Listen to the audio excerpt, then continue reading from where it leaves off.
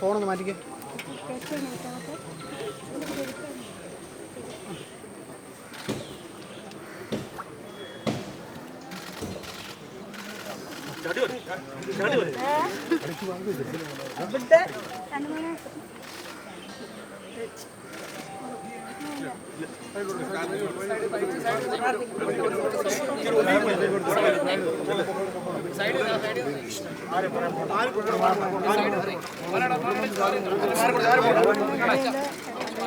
ചുമയുടെ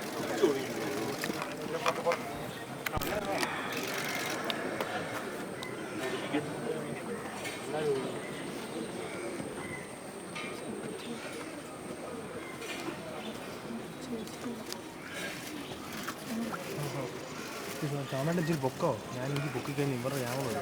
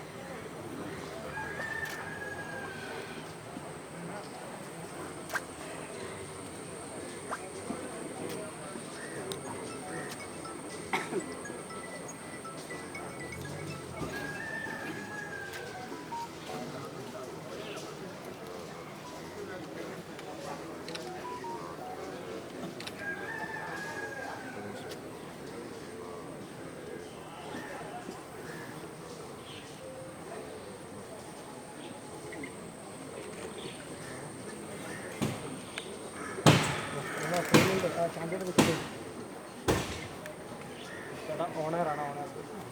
hello hello hello.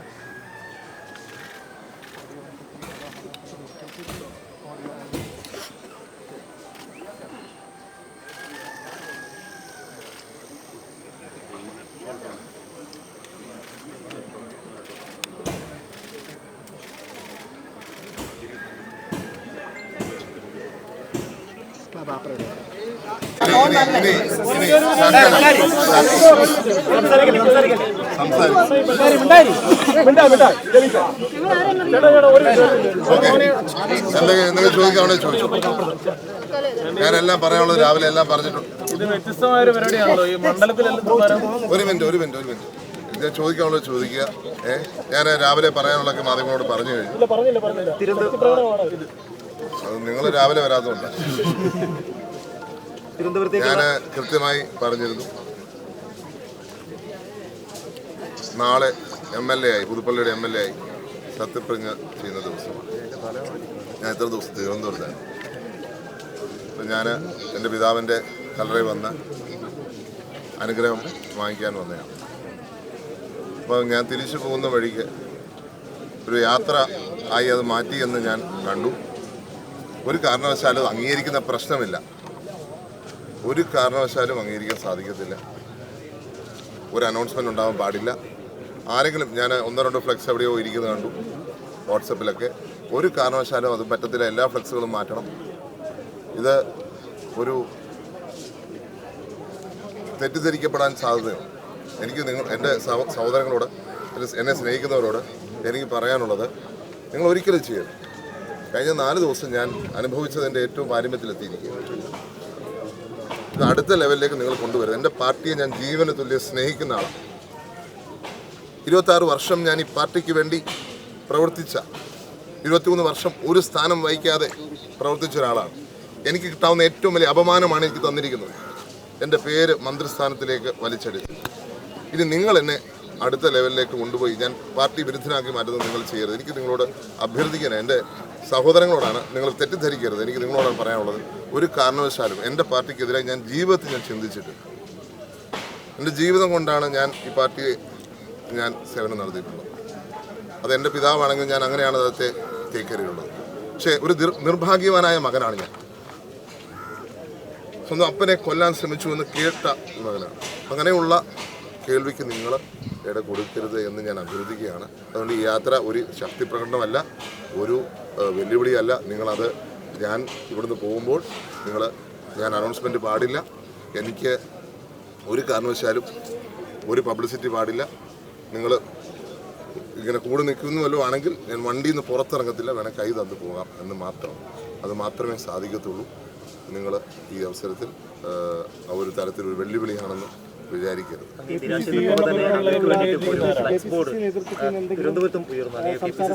അങ്ങനെയുള്ള flex ബോർഡുകളൊക്കെ മാറ്റണം.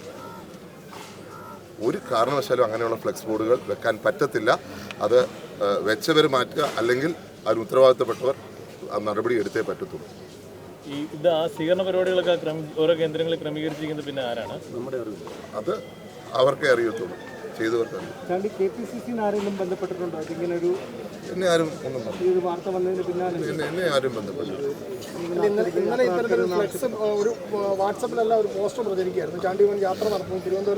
അതിപ്പം ഞാൻ ഇവിടുന്ന് വരുന്നവർ അറിയാമല്ലോ, ഞാനിവിടെ വരുന്ന അറിയാമല്ലോ, ഇന്ന് ഞാൻ വൈകിട്ട് വന്ന് എനിക്ക് പോകേണ്ടത് അറിയാമല്ലോ. അതെൻ്റെ സഹപ്രവർത്തകർക്ക് എന്തായാലും അറിയാം. പുതുപ്പള്ളിയിൽ എത്ര ഭൂരിപക്ഷത്തിൽ വിജയിച്ച് ചാണ്ടി മന്ത്രിയായി കാണണമെന്ന് പുതുപ്പള്ളിക്കാർക്കും ഒരുപാട് ആളുകൾക്കും ആഗ്രഹമുണ്ടായിരുന്നു. അതൊക്കെ പലരും നേരിട്ട് വന്ന് പറയുകയും ചെയ്തിട്ടുണ്ട്. അങ്ങനെയുള്ളവരുടെ ഒരു കൂട്ടം ആണോ ഇപ്പോൾ വരുന്നത്? ഇത് എൻ്റെ മണ്ഡലത്തിൽ എന്നോട് സ്നേഹമുള്ളവർ വന്നിരിക്കുകയാണ്. അത് സ്വാഭാവികമായിട്ട് വരും. കാരണം ഇന്ന് ഞാൻ സത്യപ്രതിജ്ഞ ചെയ്യാൻ പോകുന്ന ദിവസമാണ്. അതിന് വരുന്നതിന് ഒരു തെറ്റും ഞാൻ കാണുന്നില്ല. അവർ വന്നാലും അത് സ്വാഭാവികമായിട്ടുള്ള ഒരു കാര്യമാണ്. എൻ്റെ മണ്ഡലത്തിലെ എൻ്റെ സഹപ്രവർത്തകരാണ്, എൻ്റെ ജനങ്ങളാണ്. അവർക്ക് ഒരുമിച്ച് നിൽക്കാനും വരാനും ഒക്കെ സാഹചര്യം. MLA ന്യൂട്രലായതാണോ ഒരു സ്ഥാനം ലഭിക്കാതിരുന്നത്? അപ്പോൾ കാരണം പ്രബലമായ 3 നേതാക്കളും കൈയൊഴിഞ്ഞു എന്നാണ്. ഞാൻ ജീവിതത്തിൻ്റെ തുടക്കം മുതൽ ഇന്ന് വരെ ഒരു കോൺഗ്രസ്സുകാരനായിരുന്നു. നിങ്ങൾക്കറിയാം, എൻ്റെ പിതാവ് മുഖ്യമന്ത്രി ആയിരുന്നപ്പോഴും എൻ്റെ നിലപാട് കോൺഗ്രസിനോടൊപ്പമായിരുന്നു. എൻ്റെ നിലപാട് രാഹുൽ ഗാന്ധിയോടൊപ്പമാണ്. രാഹുൽ ഗാന്ധിയോടൊപ്പം 4000 കിലോമീറ്റർ ഈ രാജ്യത്തിൻ്റെ ഐക്യത്തിന് ഒരുമിക്ക് വേണ്ടി ഞാൻ യാത്ര ചെയ്ത വ്യക്തിയാണ്. ഞാൻ ഏതെങ്കിലും ഒരു ഗ്രൂപ്പ് യോഗത്തിൽ പങ്കെടുത്തിട്ടില്ല ഇതുവരെ. എൻ്റെ പിതാവ് ഉള്ളപ്പോൾ പോലും ഒരു ഗ്രൂപ്പ് യോഗത്തിൽ പങ്കെടുക്കാത്ത ഒരാളാണ് ഞാൻ. അപ്പോൾ പിന്നെ എൻ്റെ നിലപാടിൽ എന്തെങ്കിലും വ്യത്യാസം ഉണ്ടാവുമോ? ഞാനിത് പുറത്ത് സംസാരിക്കാൻ ആഗ്രഹിക്കാത്തൊരു കാര്യം ഇപ്പോൾ ചോദിച്ചുകൊണ്ട് ഞാൻ പറയുകയാണ്. ഞാൻ എന്നും ഒരു കോൺഗ്രസ്സുകാരനാണിതും ആണ്, ഇനി അങ്ങനെയാണ്. അതുകൊണ്ട് അതിനെക്കുറിച്ച് കൂടുതൽ എനിക്ക് പറയാനില്ല. ഈ കോട്ടയത്തിന് ഒരു കോൺഗ്രസ് മന്ത്രി ഇല്ല. പ്രത്യേകിച്ചും ഈ താങ്കളും തിരുവനന്തപുരം രാധാകൃഷ്ണനും ഈ പറഞ്ഞ പോലെ ഒരു ന്യൂട്രൽ നിലപാട് സ്വീകരിച്ചുകൊണ്ടാണ് മന്ത്രിസ്ഥാനത്തേക്ക് വരാതിരുന്നത് എന്ന് പറയുന്നത്. ആദ്യമായിട്ടാണ് കോട്ടയത്തൊരു മന്ത്രി ഇല്ലാത്ത ഒരു. അദ്ദേഹം സ്പീക്കറല്ലേ? തിരുവഞ്ചൂർ സാറ് തന്നെ പറഞ്ഞിട്ടുണ്ടല്ലോ, ഒറ്റയാളേ ഉള്ളൂ സ്പീക്കർ.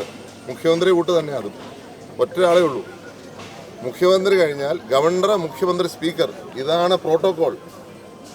ഇപ്പം കേരളത്തിലെ ഏക സ്പീക്കർ അല്ലെങ്കിൽ സിംഗിൾ മാൻ, അതിൽപ്പൊരു അംഗീകാരം കോട്ടയത്തിന് കൊടുക്കാൻ പറ്റുമോ?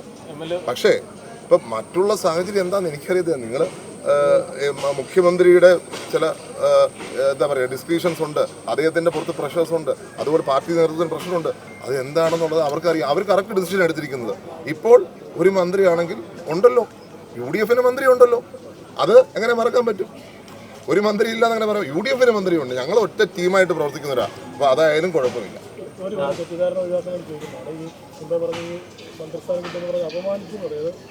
അപമാനിച്ചത് മാധ്യമങ്ങളാണ്. പറയാതിരിക്കാൻ വയ്യ. കാരണം നിങ്ങളെ ഇപ്പൊ വീണ്ടും തെറ്റിദ്ധാരണ വരുമെന്ന് വെച്ചാൽ അത് കറക്റ്റായി പറഞ്ഞ കാര്യം കറക്റ്റാണ്. നിങ്ങൾ എങ്ങനെ ഈ വാർത്ത കൊടുത്തുവിട്ടിരുന്നത്? അതാ പറഞ്ഞത്. ഇവിടെ എനിക്ക് നിൽക്കാത്ത പ്രവാഹമാണ് എന്തിന്റെ അഭിനന്ദനത്തിന്. നിങ്ങളുടെ അവസ്ഥ ഒന്ന് ആലോചിച്ചേ. നിങ്ങൾക്ക് ഇതേ സാഹചര്യമാണെങ്കിൽ നിങ്ങൾ എങ്ങനെ പ്രതികരിക്കും? നന്ദി സ്വീകരിക്കണോ, നന്ദി തള്ളണോ? അതുകൊണ്ട് ഇനിയെങ്കിലും മാധ്യമങ്ങൾ ചെറിയ നിങ്ങൾ എന്നോട് സ്നേഹം കൊണ്ടായിരിക്കാം, കേട്ടോ. നിങ്ങൾ കുറ്റം പറഞ്ഞല്ല കേട്ടോ. നിങ്ങളെ കുറ്റം പറയത്തേ ഇല്ല. നിങ്ങൾക്ക് ഞാൻ പറയും ജനങ്ങൾക്കുള്ള പ്രതീക്ഷ നിങ്ങൾ പ്രതിഫലിപ്പിച്ചത് ജനങ്ങൾക്കുള്ള പ്രതീക്ഷയാണെന്ന് ഞാൻ പറയും.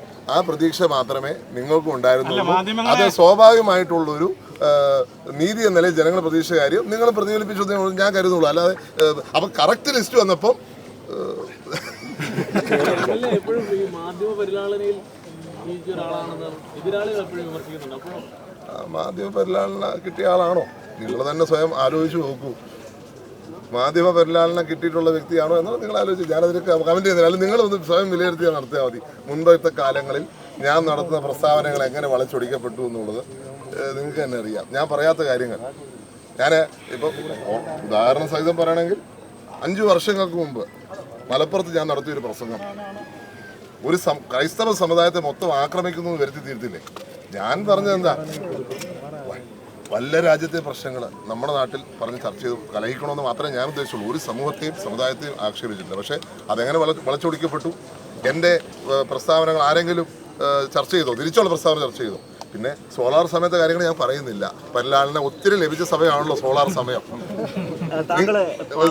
നിങ്ങൾ ഒത്തിരി കാര്യങ്ങൾ പറഞ്ഞിട്ടുണ്ട് എന്നെ കുറിച്ച്. തിരിച്ചതൊന്ന് റിവ്യൂ നടത്തിക്കേ. 13 വർഷം മുമ്പ് നടത്തിയ ആരോപണങ്ങൾ നിങ്ങൾ വിലയിരുത്തിയിട്ട് നിങ്ങൾ എന്തെങ്കിലും തെറ്റ് തിരുത്തിയിട്ടുണ്ടോ? ഒരിക്കൽ പോലും തെറ്റ് തിരുത്തി? ഒന്നുമില്ല. അങ്ങനെ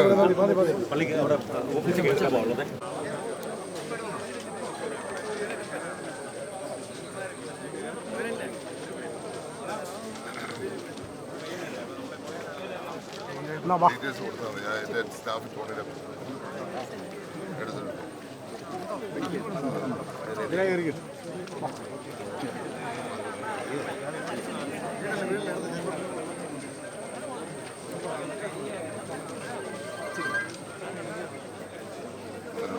ഞാൻ വിളിച്ചു പറയാം. ഇപ്പം വിളിച്ചു പറയാം.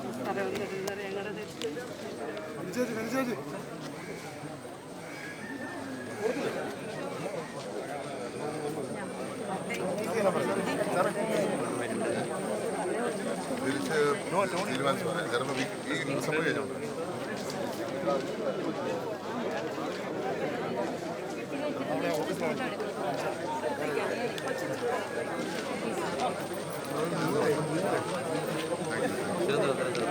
വായോ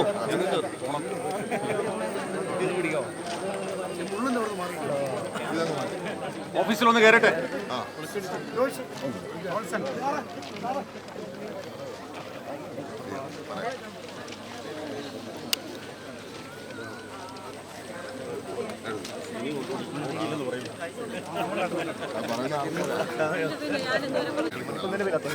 വലിയ ആൾക്കൂട്ടമുണ്ട് പുതുപ്പള്ളി ആ പള്ളിയുടെ ഗവൺമെന്റ് ചാനലിലേക്ക് എല്ലാവർക്കും അറിയാം.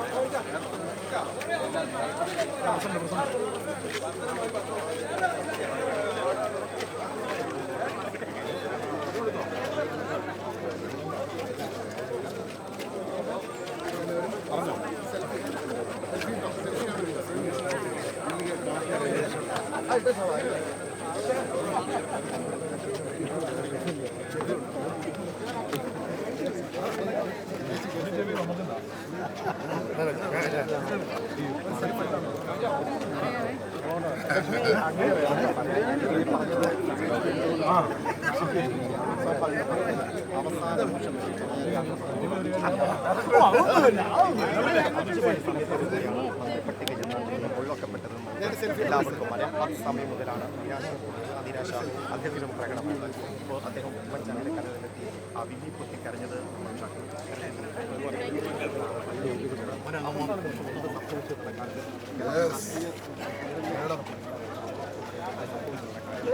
കടുംപിടുത്തത്തിനിടയിൽ ചുമത്തപ്പെട്ട ഒരാളായി ചാണ്ടി